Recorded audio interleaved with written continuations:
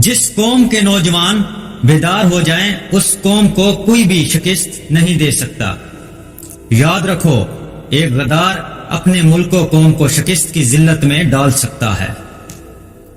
تمہیں یہ اصول قرآن پاک نے دیا ہے کہ جنگ ہو تو لڑو اور نہ ہو تو جنگ کی تیاری کرو۔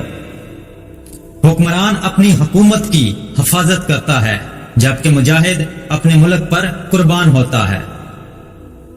آزادی کا درد غلامی کے سکون سے بہتر ہے۔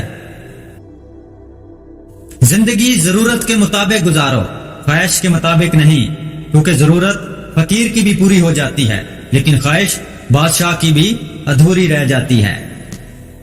اچھے تعلقات کی طاقت کا اندازہ تب ہوتا ہے جب انہیں چھوڑنے کی کوشش کی جائے۔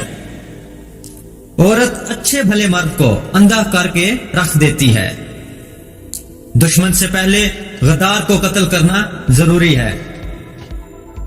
مسلمان کی تلوار پر جب عورت اور شراب کا سایہ پڑ جائے تو یہ لوہے کا بیکار ٹکڑا بن جاتا ہے۔ ایک جاسوس دشمن کے پورے لشکر کو شکست دے سکتا ہے اور ایک غدار اپنی پوری قوم کو شکست کی ذلت میں ڈال سکتا ہے۔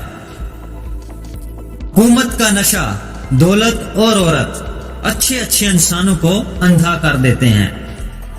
جہاں روٹی مزدور کی تنخواہ سے مہنگی ہو جائے وہاں 3 چیزیں سستی ہو جاتی ہیں: ایک عورت کی عزت، مرد کی غیرت اور مسلمان کا خون۔ باوقار قوم کی طرح زندہ رہنا چاہتے ہو تو اپنی روایات کو نہ بھولو۔